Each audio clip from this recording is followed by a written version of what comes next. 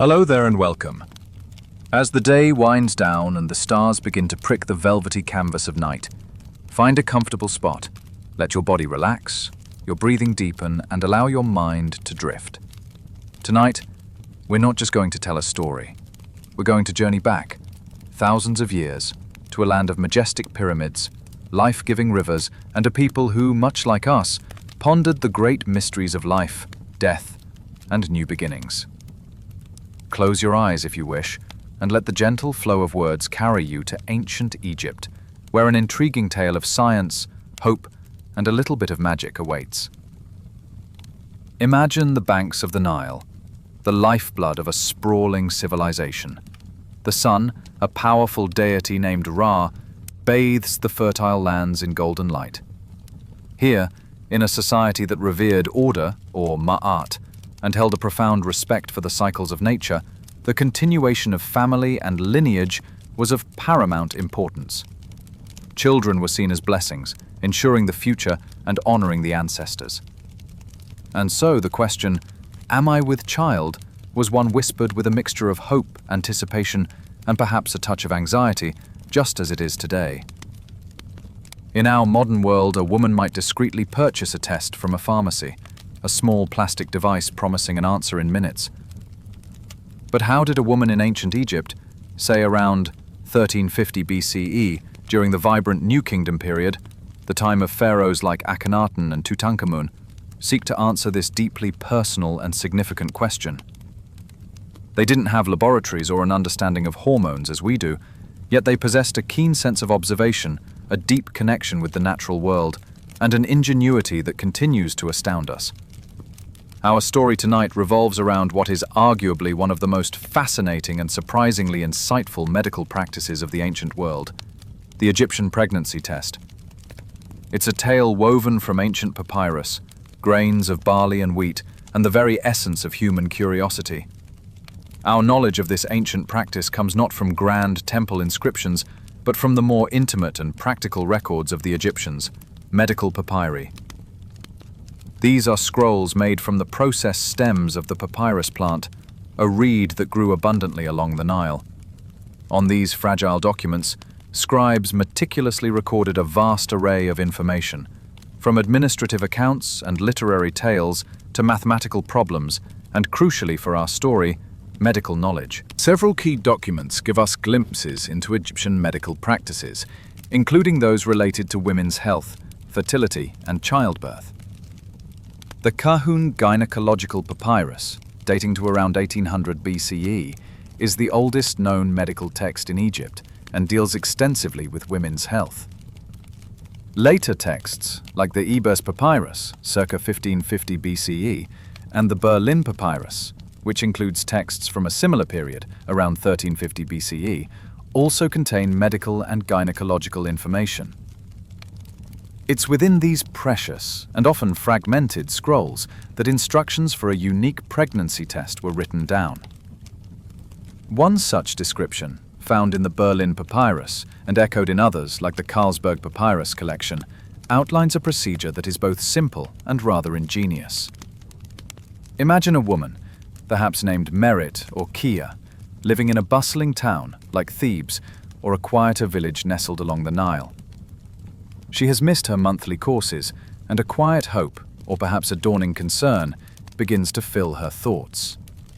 She might consult a local wise woman or a physician, for the Egyptians had specialized medical practitioners. And this is the advice she might receive, as gleaned from these ancient texts. She would be instructed to take 2 small bags, perhaps made of linen, a common fabric in ancient Egypt. Into one bag, she would place barley seeds, and into the other, wheat seeds, specifically emmer wheat, a staple crop of the time. Then, for several days, she was to moisten these bags of seeds with her own urine. The anticipation during these days must have been palpable. Each morning, she would check the bags. The instruction was clear. If the seeds in either bag began to sprout, to show the first tender shoots of new life, then she was considered to be pregnant. If neither the barley nor the wheat showed any signs of germination after a period of observation, the diagnosis was that she would not bear a child at that time. But the ancient Egyptians, it seems, sought more information than a simple confirmation of pregnancy. The same test, they believed, could also offer a glimpse into the future, predicting the sex of the unborn child. The papyri tell us, if the barley seeds sprouted first, or perhaps more vigorously, it was taken as a sign that she would bear a male child. If, however, the wheat, emmer seeds were the first to germinate, then a female child was expected. This aspect of the test speaks volumes about the cultural values of the time. While children of both sexes were generally valued in Egyptian society, as evidenced by household records and the lack of evidence for practices like female infanticide, the desire to know the gender, particularly for lineage and inheritance in some contexts, would have been strong. The prediction of gender added another layer of meaning and anticipation to this ancient ritual. Think of Merit, Our imagined Egyptian woman. Day by day, she tends to her small, hopeful garden. Perhaps she whispers prayers to Tauret, the hippopotamus-headed goddess of childbirth and fertility, or to Bes, the dwarf deity, who protected households and, especially, mothers and children. The first tiny green shoot emerging from the moistened grains would have been a moment of profound significance, a confirmation, a promise of new life.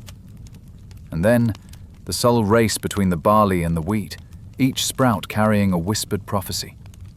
Now, from our 21st century vantage point, with our understanding of genetics and hormones, this might all sound like folklore, a charming but ultimately unscientific practice.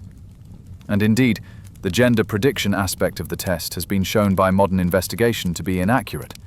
There's no known scientific basis for barley or wheat germination patterns to correlate with the sex of a fetus. This part likely falls into the realm of sympathetic magic or deeply ingrained cultural beliefs, where the characteristics of the grains themselves, perhaps barley being seen as more robust or masculine, were projected onto the outcome. However, the truly astonishing part of this story is the accuracy of the pregnancy detection itself. When modern researchers decided to put this ancient method to the test, the results were quite remarkable. A notable study conducted in 1963 and referenced in numerous historical and medical accounts found that the urine of pregnant women did indeed promote the germination of wheat and barley seeds in approximately 70% of cases. Some sources even suggest an accuracy rate as high as 70 to 85%. Conversely, the urine of non-pregnant women and men either did not cause the seeds to sprout, or in some cases, even inhibited their growth. So, how could this be? The ancient Egyptians certainly didn't know about hormones in the way we do. They didn't isolate human chorionic gonadotropin, HCG, the hormone that modern pregnancy tests detect. Instead, scientists now speculate that the success of the ancient Egyptian test was likely due to the elevated levels of other hormones in a pregnant woman's urine, particularly estrogens. Estrogen is a powerful hormone, and it plays a crucial role in plant growth and development, much like it does in animals. Studies have shown that certain concentrations of estrogen can indeed stimulate seed germination and seedling growth in various plant species. While very high concentrations might inhibit growth, the levels found in the urine of pregnant women could have been within a range that encouraged the barley and wheat to sprout. The ancient Egyptians, through careful observation and perhaps generations of trial and error, had stumbled upon a genuine biological marker for pregnancy. They may not have understood the precise biochemical mechanism, attributing it perhaps to the life-giving force inherent in a pregnant woman, but their empirical method yielded surprisingly effective results. It's a beautiful example of what we might call proto-science. They observed a phenomenon, developed a hypothesis. If urine makes seeds grow, then the woman is pregnant, and tested it. The fact that this test was recorded and presumably practiced for centuries speaks to its perceived reliability within their medical framework. To fully appreciate this pregnancy test, it's helpful to understand the broader context of ancient Egyptian medicine. It was a fascinating blend of empirical observation, practical treatments, and magico-religious beliefs. Physicians, known as sunu, underwent training and often specialized in different areas. The Edwin Smith Papyrus, for instance, is a remarkable surgical treatise, detailing diagnoses and treatments for traumatic injuries with a surprisingly rational and observational approach.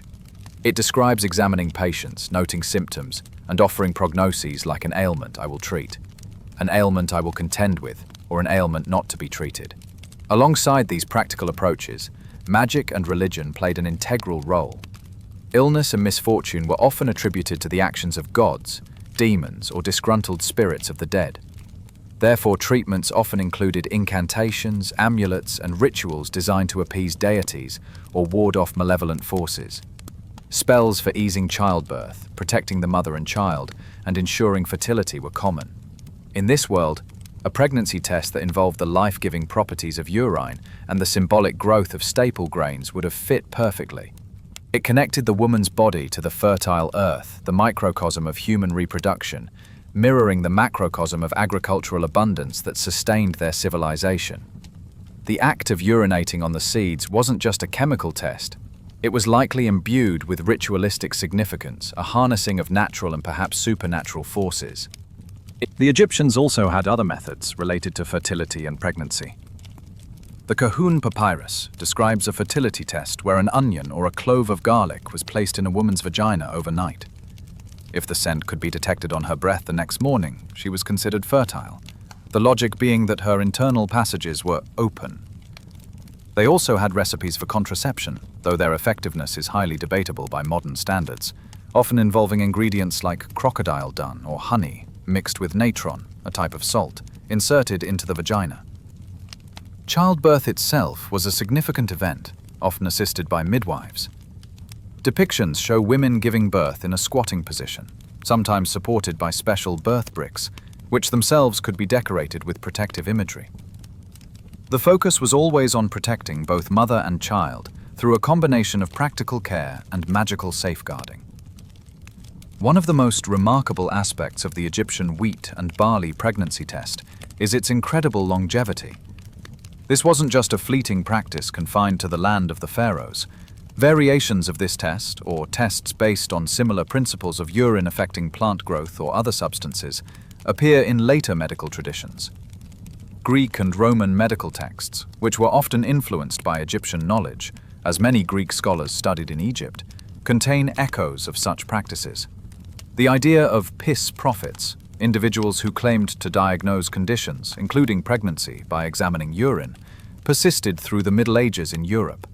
They would observe the color, turbidity, and even the smell of urine, sometimes mixing it with other substances like wine to see if a reaction occurred. While these later practices became less standardized and often veered more into charlatanism, the underlying concept of urine holding diagnostic clues had ancient roots. Amazingly, a direct descendant of the Egyptian grain test is found in German folklore as late as 1699, and some sources suggest that similar folk practices involving urine and seed germination were still in use in parts of Asia Minor, even into the 20th century. This demonstrates the powerful transmission of ideas across cultures and centuries, especially for a matter as universally important as determining pregnancy. Many of the ideas in the medical texts from ancient Egypt appear again in later Greek and Roman texts. From here, they spread further to the medieval medical texts in the Middle East, and you can find traces all the way up to pre-modern medicine. It wasn't until the early 20th century that the scientific understanding of hormones began to revolutionize pregnancy testing. In 1927, Aschheim and Zondek developed the AZ test, which involved injecting a woman's urine into an immature rat or mouse. If the animal showed signs of ovarian stimulation, going into heat, it indicated the presence of a pregnancy hormone, what we now know as HCG. This was the first truly scientific, hormone-based pregnancy test, though it was cumbersome, expensive, and required sacrificing the animal. Later tests used rabbits, the infamous rabbit test, and then frogs, which could be reused. The discovery of monoclonal antibodies in the 1970s paved the way for the simple, accurate, and private home pregnancy tests we know today, which directly detect HCG. The first home pregnancy tests appeared on drugstore shelves in the late 1970s, marking what some called a private little revolution. As we draw our journey to a close, and the sands of time settle once more, what can we take away from this ancient Egyptian practice? Firstly, a profound appreciation for the ingenuity and observational skills of ancient peoples. Without the sophisticated tools of modern science, they developed a method that, for its primary purpose of detecting pregnancy, possessed a surprising degree of accuracy. They were keen observers of their natural environment and sought to understand the workings of the human body within that context. Secondly, it highlights a deep human connection across millennia. The desire to know, the hope for new life, the anxieties and joys surrounding pregnancy. These are timeless human experiences. Whether in a mud brick house by the Nile 3,000 years ago or a modern apartment today, the fundamental questions and emotions endure. Thirdly, it reminds us that the path of scientific understanding is a long and winding one. The ancient Egyptians' test was a remarkable step, based on empirical evidence as they understood it. While their explanation for why it worked might have differed from ours, and while parts of it, like gender prediction, were not scientifically sound, they were engaging in a process of inquiry. It forms part of the long, fascinating history that eventually led to the precise diagnostic tools we have today. The story of the Egyptian pregnancy test is more than just a historical curiosity. It's a testament to human resourcefulness, a window into a vibrant, ancient culture, and a reminder that even in the most ancient of practices, we can sometimes find an echo of scientific truth. And so, as you drift off to sleep, perhaps you'll carry with you the image of those tiny seeds, watered with hope, sprouting in the warm Egyptian sun, a symbol of life's enduring mystery and humanity's timeless quest for knowledge. May your rest be peaceful, and your dreams be filled with the quiet wisdom of the ages. Good night.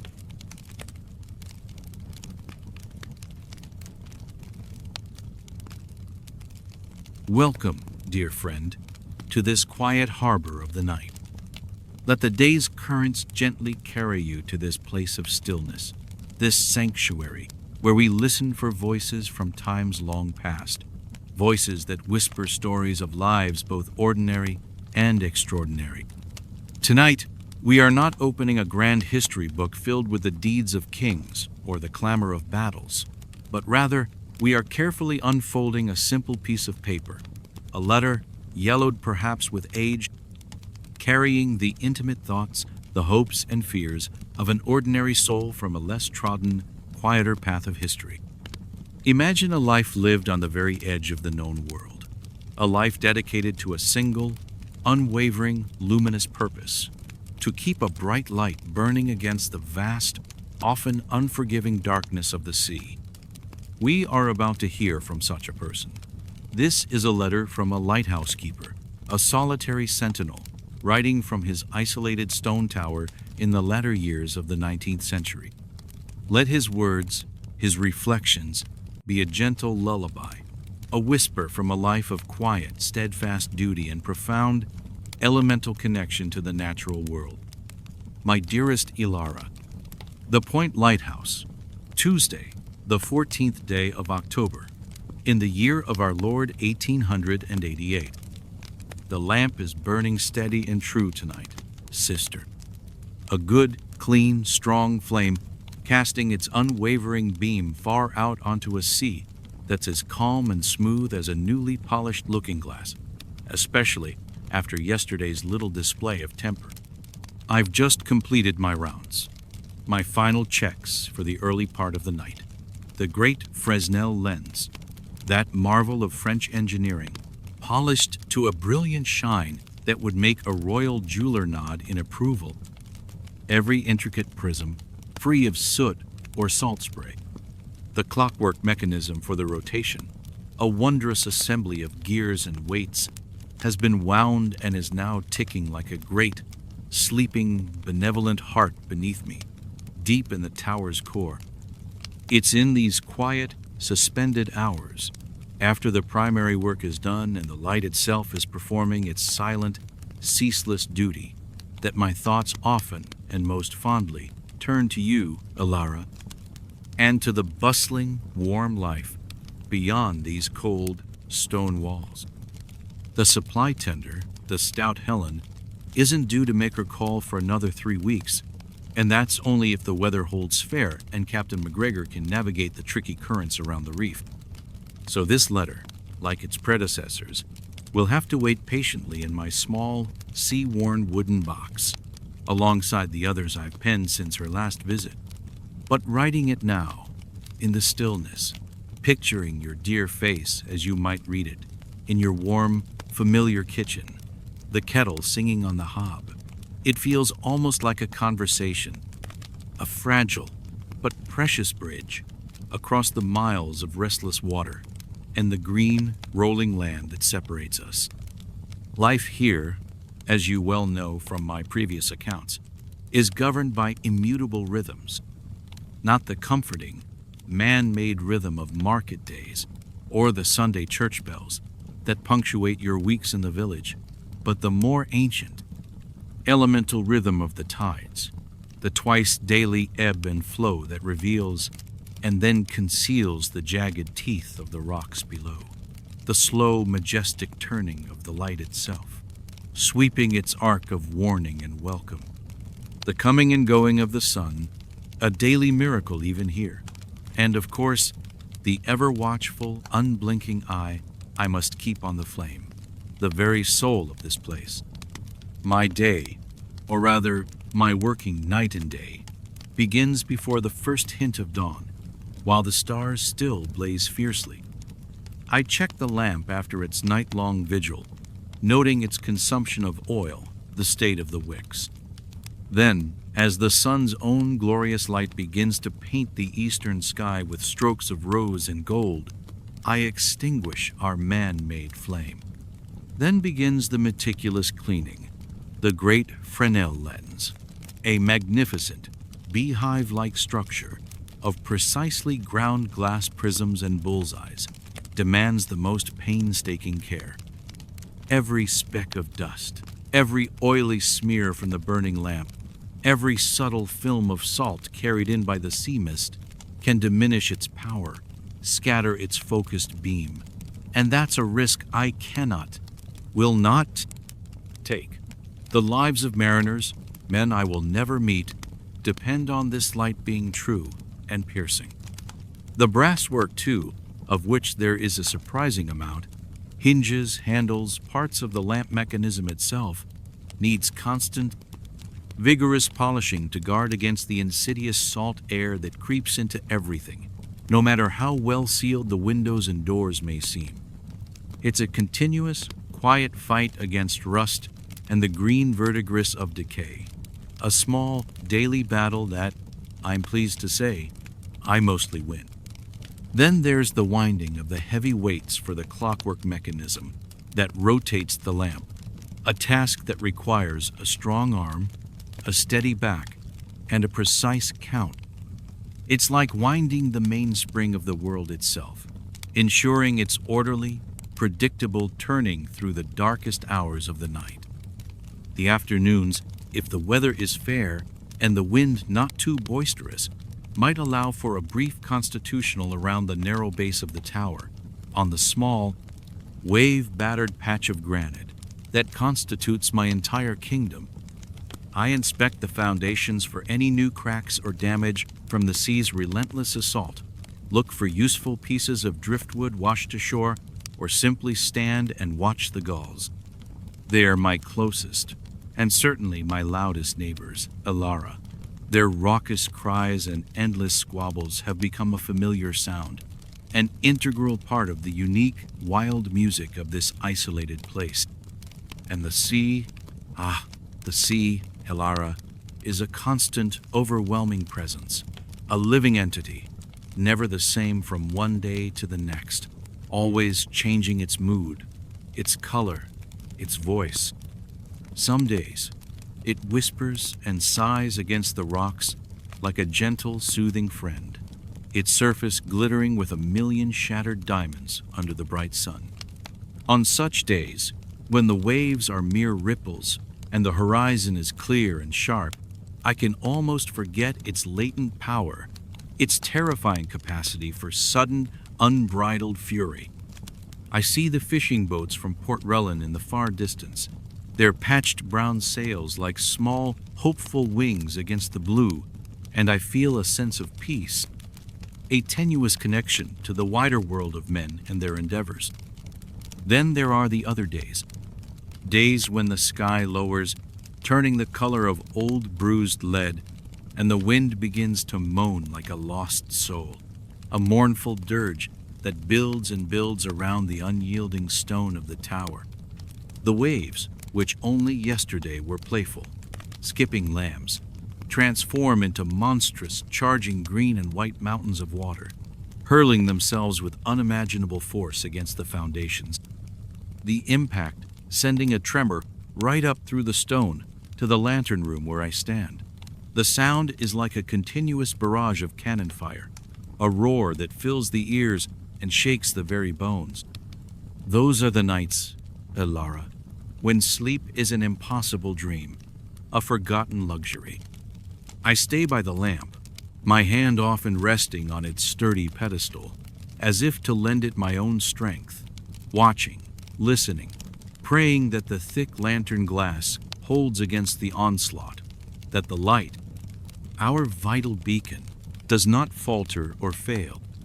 Just last week, we endured such a blow, a full northeasterly gale that raged for 2 days and 3 nights without pause. It was relentless. I barely left the lamp, catching only snatched moments of fitful, anxious sleep in my old wooden chair, my oilskin still damp. The noise was deafening, a constant, overwhelming cacophony of wind and water. The spray, Elara, driven by the hurricane-force gusts, reached right up to the lantern room itself, more than 100 feet above the normal sea level, coating the thick glass windows in an opaque, crystalline layer of salt, dimming the precious light. Several times each night, I had to venture out onto the narrow, exposed gallery that encircles the lantern, tethered by a stout safety rope, my back to the gale, to scrape and wipe the glass clear, the wind tearing at my clothes, threatening to rip me from my precarious hold, the sea roaring like 1,000 demons in the blackness below. It is not work for the faint-hearted. But the light held. Our foundations, laid by men who understood the sea's fury, held firm. And when the storm finally broke, its rage spent, and the first watery rays of sun pierced through the ragged, fleeing clouds, the relief was profound, indescribable, like a high fever finally breaking, leaving one weak but grateful. The sea, exhausted and subdued, lay panting and sighing, and the entire world felt new-washed, scoured clean, and intensely precious.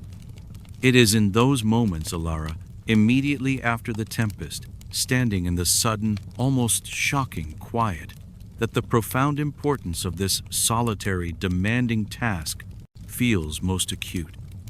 Knowing that my light, your brother's small, flickering flame against such elemental power, might have been the crucial difference between a safe passage and utter disaster for some unknown, unseen soul out there in the terrifying blackness of the storm. You ask in your last letter, as you often do, if I am lonely. It is a fair and loving question, sister, and the honest answer is, sometimes.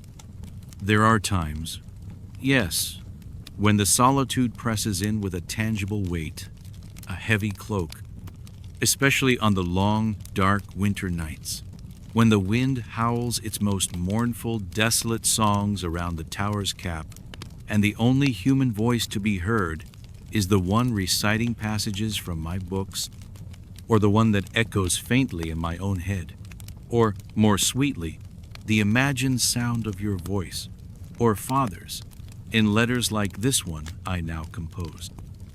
I see the ships pass by on the distant horizon, some close enough for me to make out their rigging with my spyglass, to see the smoke plume from their funnels if they are steamers.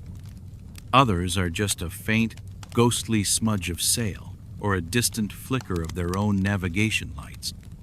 Each one is a small, self-contained world, bustling with lives, stories, hopes, fears, and destinations. They pass on their urgent errands, and I am left here, a fixed point, with my steadfast light.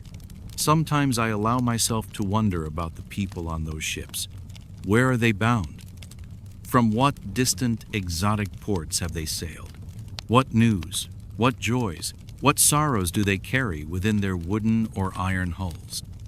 The arrival of the supply tender, the stout Helen, is therefore always a momentous, almost festive occasion, not just for the replenishment of fresh provisions, the sacks of flour, the barrels of salted meat and fish, the precious casks of oil for the lamp, and, most thankfully, your carefully wrapped letters and perhaps a bundle of month-old newspapers, but for the simple, profound blessing of human contact. To exchange a few words, a jest, a piece of news with Captain McGregor and his two lads, to hear their voices, to see their faces, even for just an hour or two while they unload, it's like a long, cool drink of fresh spring water after weeks of thirst in a parched desert. Then they depart, their boat shrinking against the waves, and the silence they leave behind is, for a little while, noticeably heavier, more profound than before, but it passes. One grows accustomed to the quiet again, finds the familiar rhythm in it, like an old, well-worn coat. I have my books, of course, my silent companions.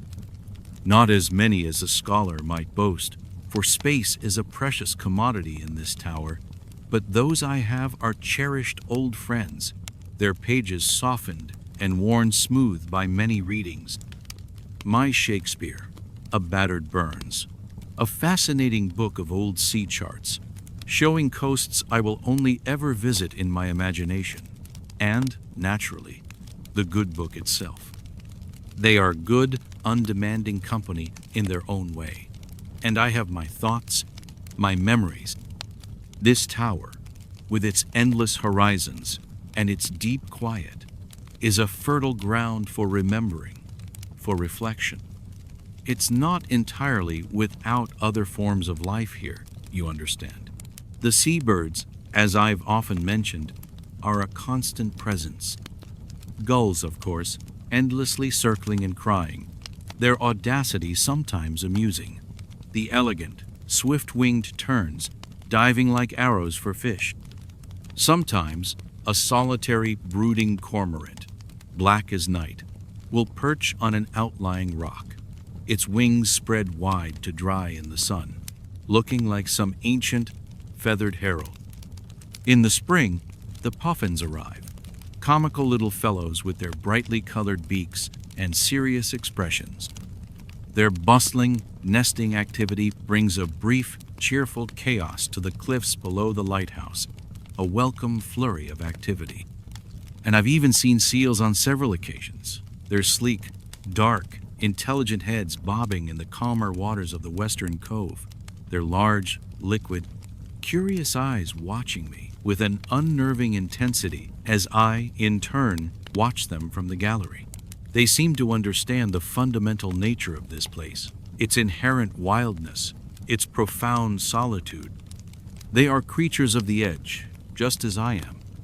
And the light itself, Alara, it almost feels as though it has its own distinct life, its own personality. The way it catches the foaming crest of a breaking wave in the pitch darkness, turning it to brilliant, ephemeral silver for a fleeting, magical moment.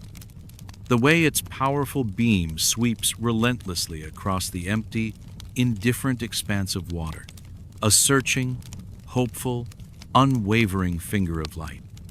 On truly clear nights, when there is no moon, the stars here are beyond anything you could ever imagine in a town or city, with no competing artificial lights to dim their celestial brilliance.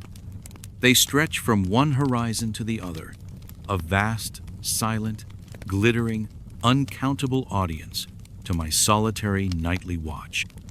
Sometimes, in the deep hours, I feel as though this lighthouse is not anchored to the earth at all, but is adrift in that immense, silent sea of stars, with only my lamp to guide our fantastical voyage.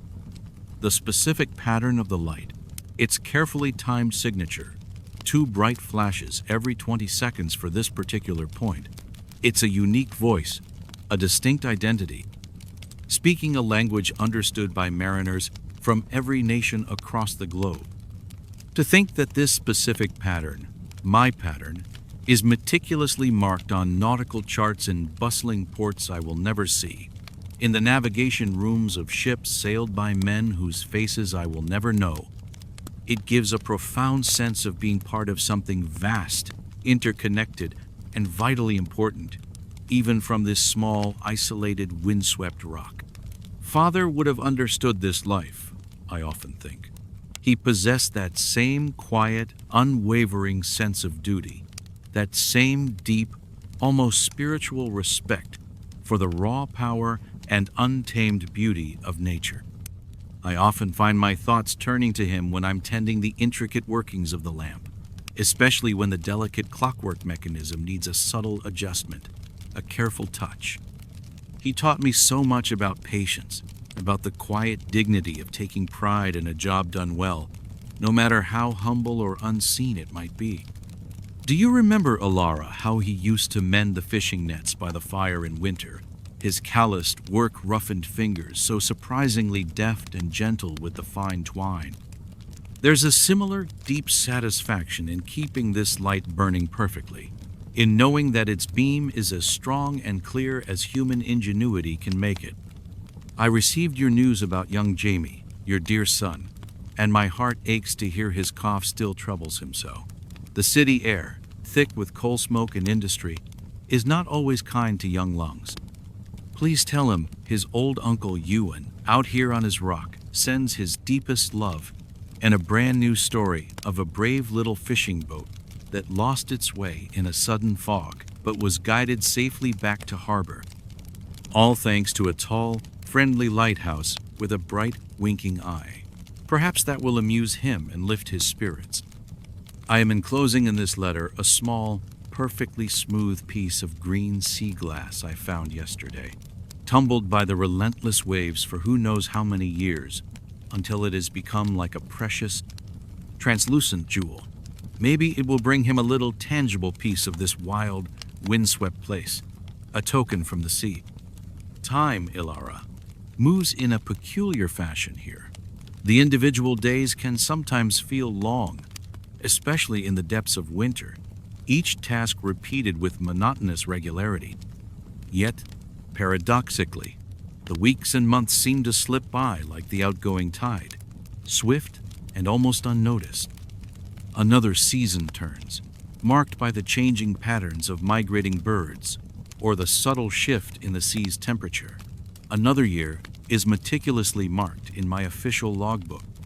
I see the changes in my own reflection in the polished lantern glass sometimes when the lamp is unlit, more silver threads in the beard, deeper lines etched around the eyes by sun and wind and worry.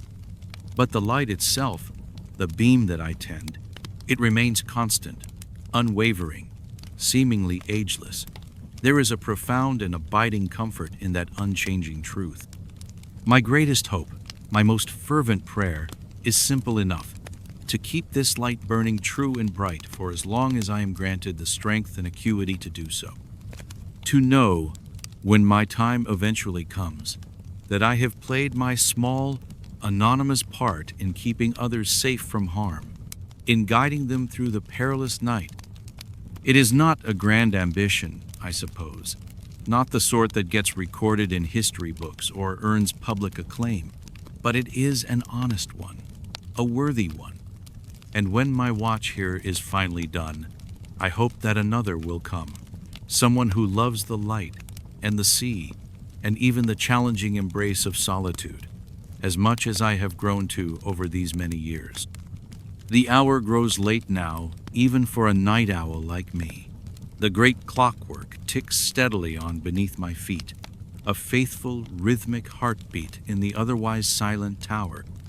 The beam of light sweeps out into the immense darkness, a silent, revolving promise of guidance and safety.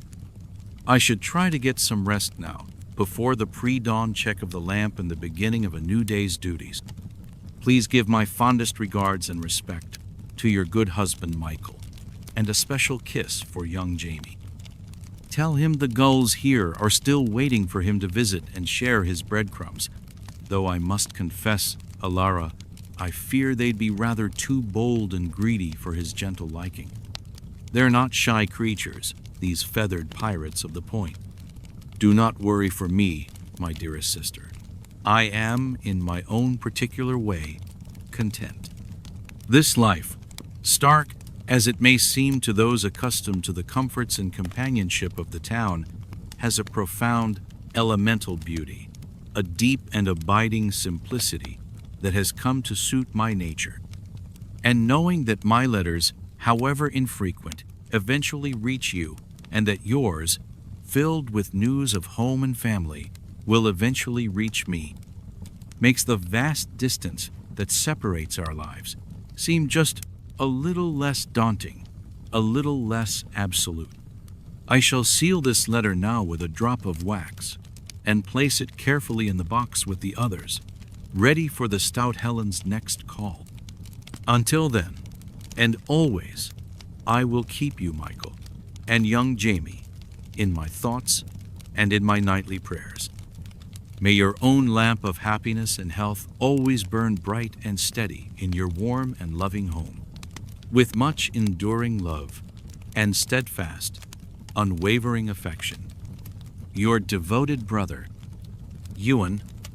And so Ewan's letter ends, a fragile paper bridge reaching out from his solitary stone tower by the relentless sea.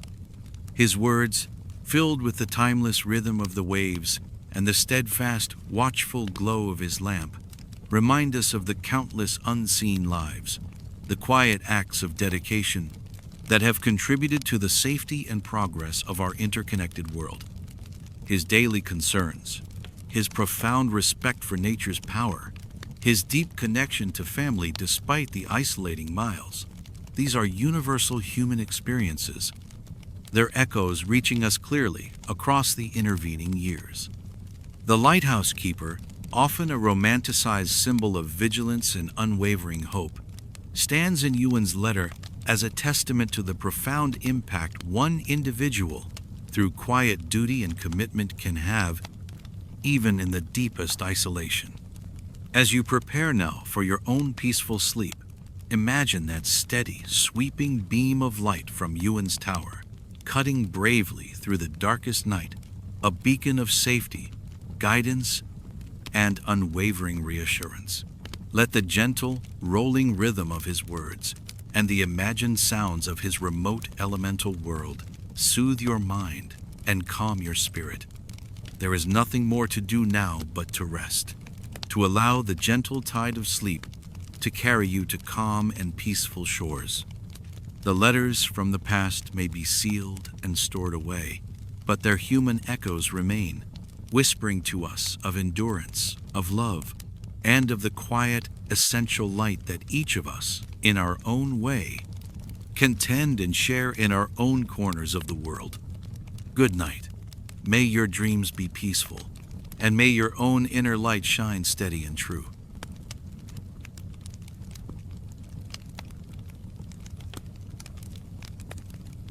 Okay, let's settle in. Find a comfortable spot, let your body relax, and allow your mind to drift back through the mists of time. Tonight, we journey to an era of emperors and empires, of marble cities and whispered intrigues, to uncover the story of a boy who became a god, and then a cautionary tale. This isn't a story to stir you, but one to ponder as you drift towards sleep. A glimpse into a world so different, yet filled with human dramas that echo even now. Breathe deeply, and let the story begin. Our story begins not in the bustling heart of Rome, but far to the east, in the sun-drenched Syrian city of Emesa. Imagine a place vibrant with ancient traditions, where the air hummed with a different kind of energy than that of the Roman Forum. Here, In the early 3rd century AD, lived a young boy named Varius Avitus Bassianus, though history would come to know him by a name far more exotic and controversial, Elagabalus. He wasn't just any boy. His family was one of immense wealth and influence, deeply connected to the local religious life. His maternal grandmother, Julia Maesa, was a woman of formidable intellect and ambition, sister to the Empress Julia Domna, wife of the mighty Emperor Septimius Severus. This lineage placed young Avitus, even as a child, within the glittering, often dangerous orbit of imperial power. From his earliest years, Avitus was groomed for a special role. He was the hereditary high priest of the local sun god, Elagabal. Picture him, a child, perhaps no older than 10 or 11, robed in splendid exotic garments, officiating at ceremonies in a temple filled with the scent of incense and the sound of ancient chants. The god Elagabal was represented not by a human-like statue, as was common in Rome, but by a sacred black conical stone, believed to have fallen from the heavens. For the people of Emesa, and for young Avitus, this stone was the embodiment of divine power, a direct link to the celestial.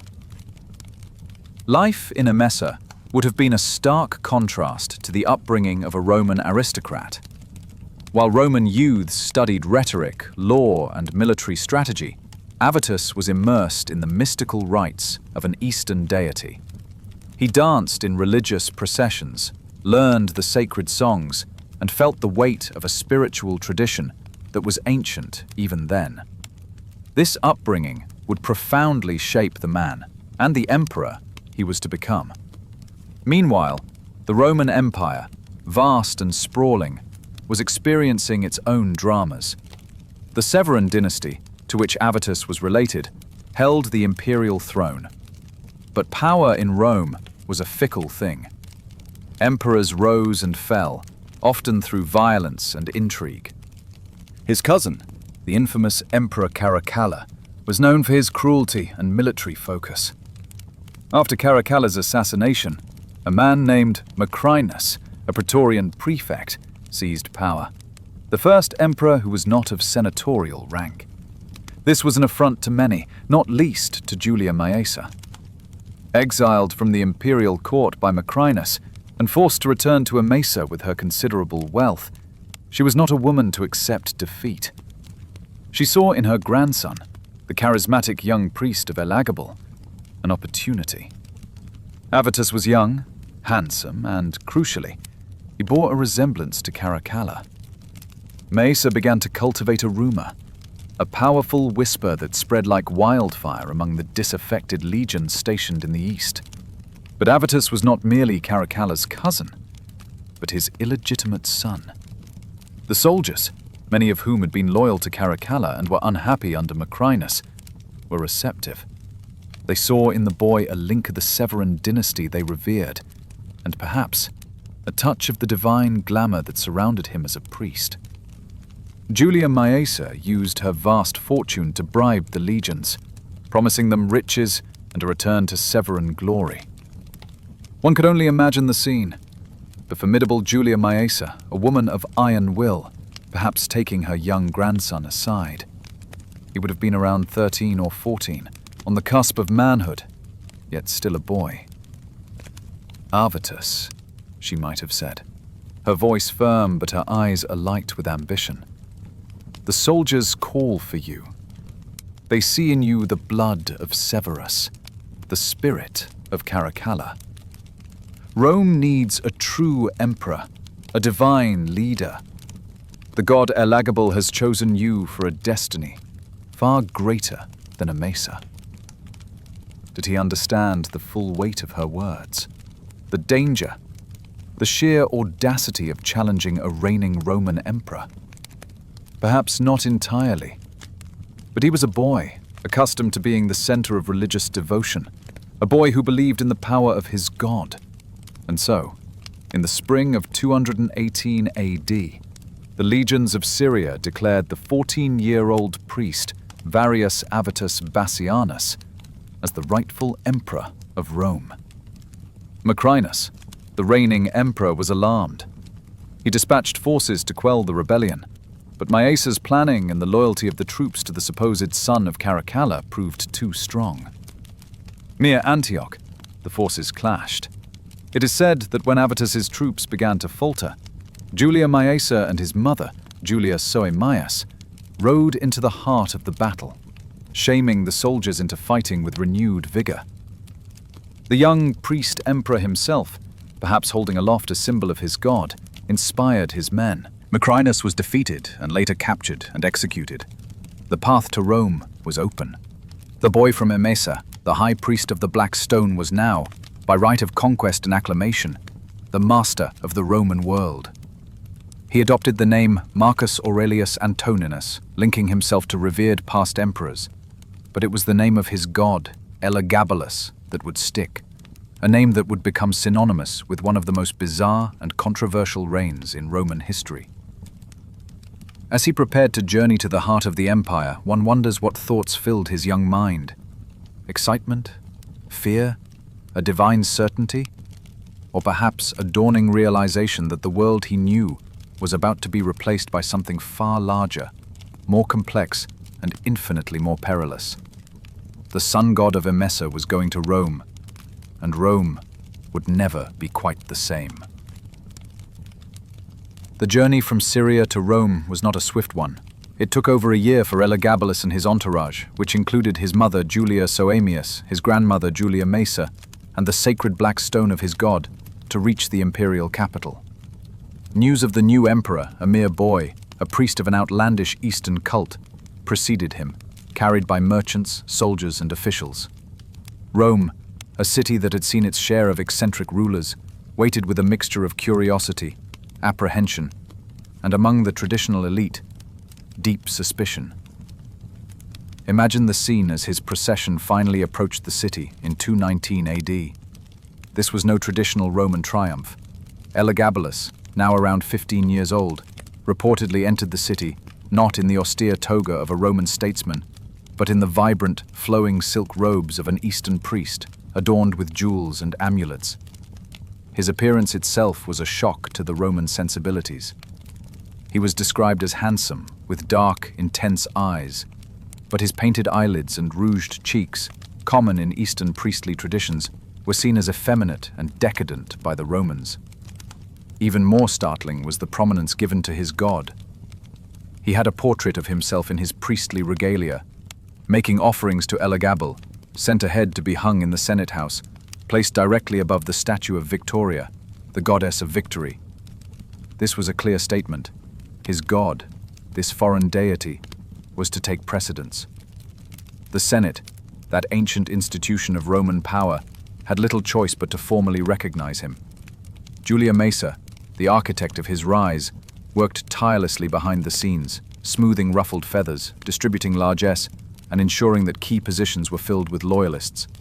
She and Julia Soaemias were even granted the unprecedented honor of being allowed to attend Senate meetings, a move that, while showcasing their influence, further scandalized traditionalists. Elagabalus himself seemed less interested in the traditional duties of an emperor, the legal administration, the military strategy, the careful cultivation of senatorial support, than he was in his religious mission. His primary goal, it quickly became apparent, was to establish the worship of Elagabal as the supreme religion of the Roman Empire. He began the construction of a magnificent temple on the Palatine Hill, the most sacred part of Rome, to house the Black Stone. This temple, the Elagabalium, was to be the center of his new religious order. He declared that Elagabal was in essence the Roman Sol Invicus, the unconquered sun, but superior to all other gods, including Jupiter, the traditional king of the Roman pantheon. The gods of Rome are but servants to the one true sun god, he might have proclaimed, his youthful voice ringing with a conviction that brooked no argument. To the Romans, who revered their ancestral deities and the complex tapestry of their religious traditions, this was blasphemy. He attempted to unify all religious worship under Elagabal, sacred relics from other temples across Rome, the eternal flame of Vesta, the Palladium, the shields of Mars, were ordered to be moved to the Elagabalium. His intention, as he saw it, was to create a divine harmony, with all gods subservient to his own. To the Romans, it was sacrilege, a dismantling of their most cherished beliefs. The rituals themselves were alien and disturbing to the Roman elite. Elagabalus would dance ecstatically around the altar of his god, dressed in his priestly finery, accompanied by the clashing of cymbals and the beating of drums. There were whispers of secret rites, of sacrifices, that went against Roman custom, though many of these tales were likely exaggerated by his detractors. One particularly scandalous act was his marriage to Aquilia Severa, a Vestal virgin. The Vestals were priestesses sworn to chastity for 30 years. To break this vow was a capital offense, believed to bring ruin upon Rome. Elagabalus, however, declared that his marriage to a Vestal was fitting, as it was a union of a priest and priestess, and that godlike children would be born from it. This act horrified the populace and the Senate alike. He would divorce her, marry others, and then remarry her, adding to the sense of instability and disregard for Roman tradition. While his religious fervor was genuine, his understanding of Roman politics and social norms was severely lacking. He was a boy, raised in a different world, suddenly thrust into the most powerful position on earth, surrounded by sycophants and family members who, while ambitious for him, perhaps did not fully grasp the depth of Roman conservatism. His grandmother, Julia Maza, a shrewd political operator, likely watched his excesses with growing concern.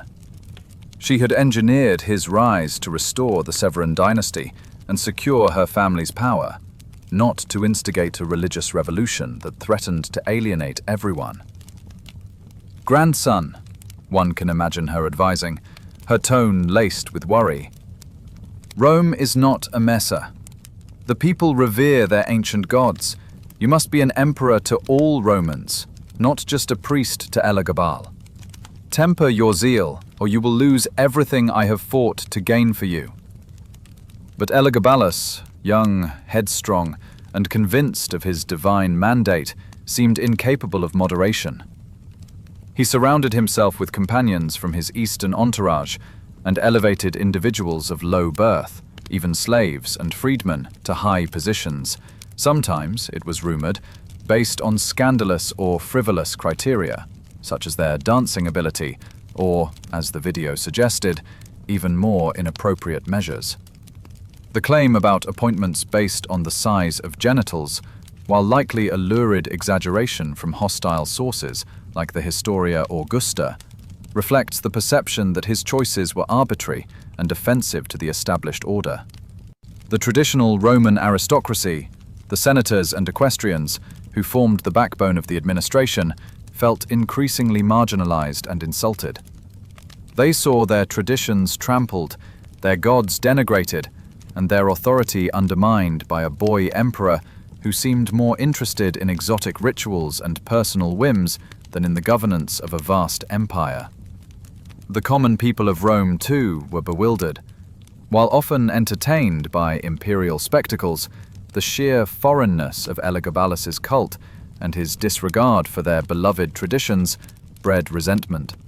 The city, which had initially watched with curiosity, now buzzed with discontent.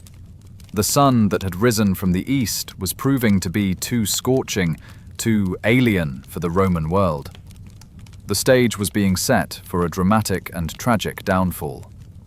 As Elagabalus settled into his role, or rather, as he attempted to reshape the role of emperor to fit his own unique vision, Rome became a stage for displays of extravagance and behavior that left even the most jaded citizens aghast.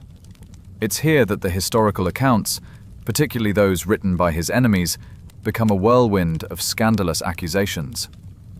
While we must approach these tales with caution, understanding they might be colored by political bias and a desire to demonize him, they paint a picture of a young ruler utterly detached from Roman expectations and, perhaps, from reality itself. The video you saw touched upon some of the most notorious claims. The idea that he appointed officials based on the size of their genitals is one of the more shocking and frequently cited examples from the Historia Augusta, a late Roman collection of imperial biographies, known for its unreliability and penchant for salacious detail.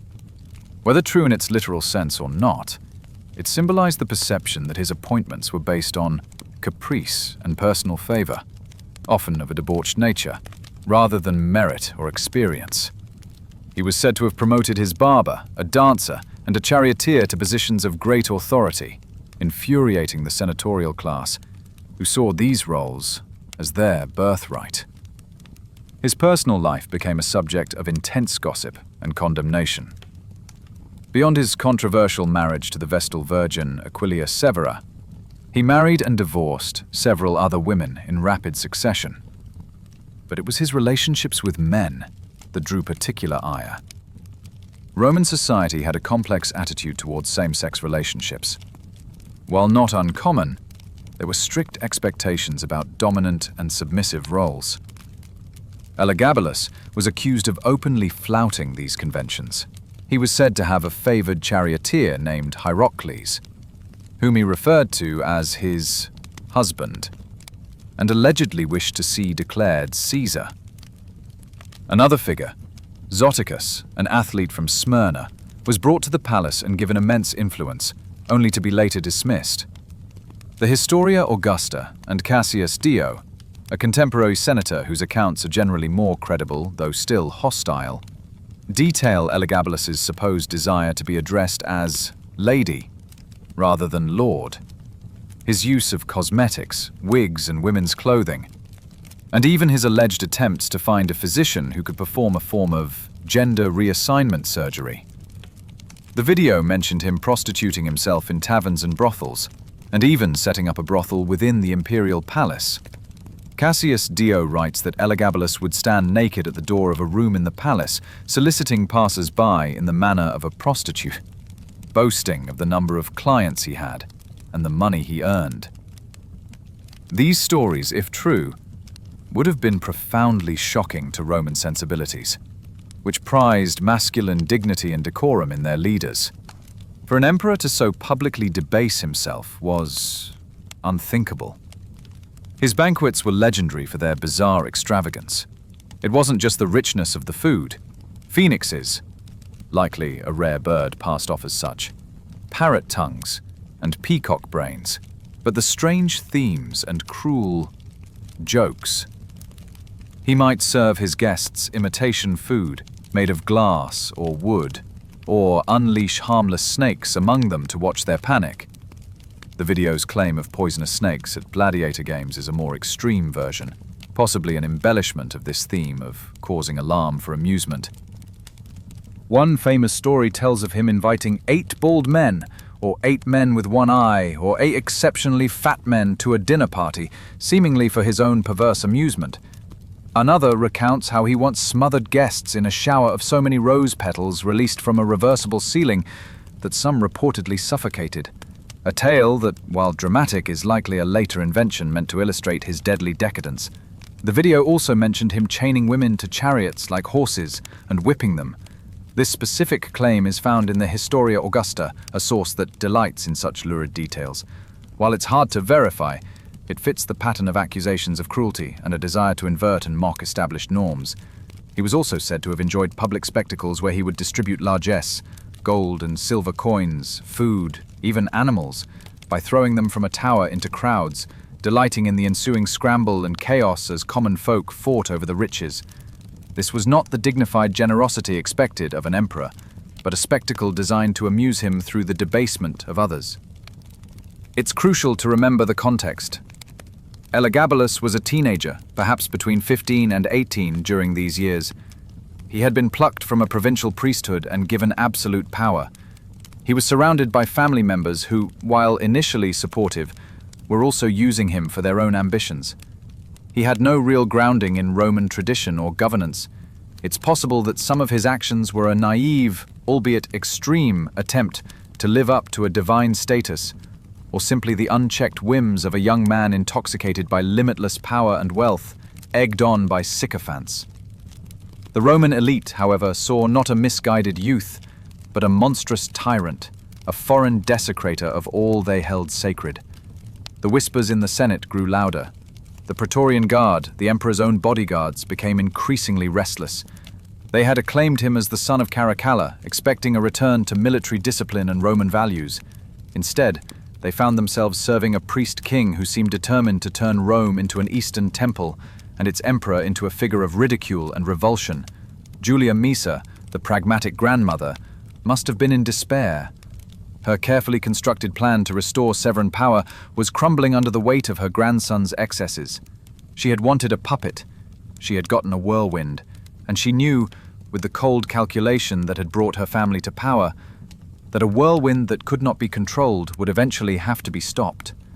The sun god's earthly reign was casting ever darker shadows, and the patience of Rome was wearing perilously thin. Julia Maesa was a woman who understood power, how to gain it, how to wield it, and, most importantly, how to preserve it for her family. As she watched her grandson Elagabalus alienate every segment of Roman society, from the stern-faced senators to the grumbling legionaries, she knew that his reign was unsustainable. The Severan dynasty, which she had fought so hard to restore, was now threatened by the very emperor she had placed on the throne. A change was needed, and Maesa, ever the pragmatist, began to lay the groundwork for it. She had another grandson, a cousin of Elagabalus named Alexianus Bassianus, later known as Severus Alexander. He was younger than Elagabalus, around 12 or 13 at this time, and by all accounts, a far more conventional and promising youth. He was being raised in the Roman tradition, tutored by respected scholars, and displayed a temperament that was mild, studious, and respectful of Roman customs, everything Elagabalus was not. Maesa began to subtly promote Alexander. She persuaded Elagabalus, perhaps by appealing to his vanity or his supposed affection for his family, to formally adopt Alexander as his son and heir in 221 AD. Elagabalus, possibly seeing no threat from his younger cousin, or perhaps cajoled by his mother Julia Soaemius, who was Maesa's daughter and Alexander's aunt, agreed. Alexander was given the title of Caesar, marking him as the successor. This was a masterstroke by Maesa. It provided an alternative focus for the loyalty of those disillusioned with Elagabalus. The soldiers, in particular, began to look favorably upon the young, Romanized Alexander, seeing in him a hope for a return to stability and tradition. Elagabalus, however, was not entirely oblivious. He began to sense a shift in affection, particularly from the Praetorian Guard, towards his cousin. Jealousy, or perhaps a dawning realization of the threat Alexander posed, started to take root. He reportedly regretted the adoption and made attempts to undermine Alexander's growing popularity. Stories circulated that Elagabalus tried to have Alexander assassinated, or at least to strip him of his titles and honors. One can imagine the tense atmosphere within the imperial palace. Two young emperors, one flamboyant and increasingly erratic, the other quiet and gaining favor, both manipulated by the powerful women of their family. A scene might have unfolded in the shadowed corridors. Elagabalus, perhaps adorned in his silks and jewels, confronts his grandmother. "Why do the soldiers cheer for him and not for me, their divine emperor?" he might have demanded, his voice petulant. "He is but a boy. I am the chosen of Elagabal." Julia Maesa, her face a mask of calm, but her mind racing, would have tried to placate him. "They honor you through him, my emperor. He is your heir, a testament to your generosity and foresight. His popularity reflects well upon you." But Elagabalus was not easily fooled. Or perhaps his paranoia was growing. He allegedly forbade Alexander from appearing in public and spread rumors that his cousin was gravely ill, hoping to diminish his standing. When these tactics failed, and the Praetorians demanded to see Alexander to confirm his well-being, Elagabalus was forced to present him. The soldiers' enthusiastic reception of Alexander, contrasted with their sullen silence towards Elagabalus, was a clear sign of where their loyalties now lay. This public display of preference for Alexander seems to have been the final straw for Elagabalus. According to some accounts, he ordered the arrest and execution of those Praetorians who had most vocally supported his cousin. This was a fatal miscalculation. The Praetorian Guard, the elite soldiers who had the power to make and unmake emperors, were now openly hostile. The final days of Elagabalus's reign, in early March 222 AD, were filled with chaos and fear. He knew his support was collapsing. He reportedly made desperate attempts to cling to power, even offering to share the emperorship with Alexander. But it was too late. Julia Maesa, having carefully cultivated the support of key Praetorian officers and senators, decided it was time to act decisively. The narrative often suggests she gave the order, or at least her tacit approval, for the removal of Elagabalus. She had brought him to power. She would now be instrumental in his downfall, all to preserve the dynasty and, perhaps in her mind, the stability of Rome itself. On March 11th or 12th, 222 AD, the Praetorian Guard mutinied. Elagabalus, now just 18 years old, and his mother Julia Somius, who had been his staunchest supporter and perhaps a co-conspirator in his excesses, sought refuge in the palace. But there was no escape. The soldiers stormed their quarters. The accounts of his final moments are grim. Some say he tried to hide in a chest. He and his mother were dragged out, brutally murdered, and their bodies subjected to the ultimate Roman disgrace. As the video mentioned, they were beheaded. Their corpses were then reportedly dragged through the streets of Rome, a spectacle for the now vengeful populace. And finally, an attempt was made to throw them into the Tiber River. Elagabalus's body, according to some sources, was weighted down to ensure it would not be recovered for a proper burial. The boy priest from Emesa, who had dreamed of making his sun god the supreme deity of Rome, met his end in a storm of violence, a victim of his own excesses and the ruthless political machinations of his own family. The sun had set, not in glory, but in blood. With Elagabalus and his mother, Julia Somius, dead, the city of Rome, and indeed the empire, breathed a collective sigh of relief, tinged with the grim satisfaction that often follows the fall of a despised ruler. The Praetorian Guard swiftly proclaimed Severus Alexander, the young Caesar, as the new emperor. He was just 13 years old, but he represented a return to Roman tradition, and, crucially, he was under the firm guidance of his grandmother, Julia Maesa, and his mother, Julia Mamaea, Maesa's other daughter. The Senate, which had endured Elagabalus's reign with thinly veiled contempt, eagerly confirmed Alexander's accession. One of their first acts was to issue a damnatio memoriae against Elagabalus, a condemnation of memory. This was a formal decree aimed at erasing a disgraced individual from history. His statues were to be pulled down, his name chiseled off public inscriptions, and his laws rescinded. The Elagabalium, the grand temple he had built for his god, was rededicated, some say to Jupiter. The sacred black stone of Elagabal was unceremoniously packed up and sent back to Emesa. Rome was to be purged of the Syrian sun god and his scandalous high priest. Severus Alexander's reign, which would last for 13 years, was in stark contrast to that of his cousin. Guided by Maesa and Mamaea, and by a council of respected senators, he sought to restore traditional Roman values. He was portrayed as virtuous, moderate, and respectful of the Senate. Religious tolerance was reinstated, and the traditional Roman pantheon was honored. The excesses of Elagabalus's court were replaced by a more austere and dignified imperial presence. Julia Maesa had achieved her ultimate goal. The Severan dynasty was secure, and Rome was, for a time, stabilized. She remained a powerful influence until her death a few years into Alexander's reign.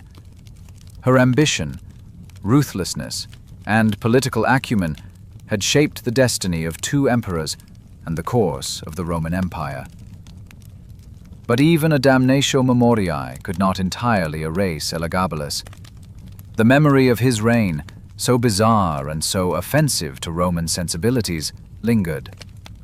Historians like Cassius Dio, who had lived through it, and later writers like Herodian and the anonymous authors of the Historia Augusta, ensured that his story would be told, albeit through a lens of condemnation and often lurid exaggeration. Elagabalus became a byword for decadence, religious fanaticism, and sexual depravity. He was the emperor who tried to make a foreign god supreme, who married a Vestal virgin, who allegedly prostituted himself, and who appointed officials based on the most scandalous criteria. He was the crazy emperor, the ultimate example of what could happen when absolute power fell into the hands of someone too young, too foreign, and too disconnected from the traditions he was meant to uphold. The story of Elagabalus, as presented in the video and in many popular accounts, often focuses on these sensational aspects: the chained women, the poisonous snakes, the feasts of bald men. These tales, while making for a shocking narrative, are the very ones that his enemies and later scandal-mongering chroniclers emphasized. Modern historians try to look beyond the caricature. They see a complex figure, a young man deeply devoted to his native religion, thrust into a role he was ill-equipped to handle.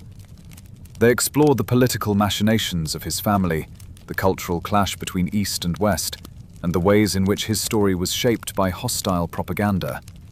Some see in his alleged gender nonconformity a figure who defied the rigid norms of his time, though interpreting this through a modern lens is fraught with difficulty. His reign serves as a stark reminder of the fragility of power and the importance of cultural understanding.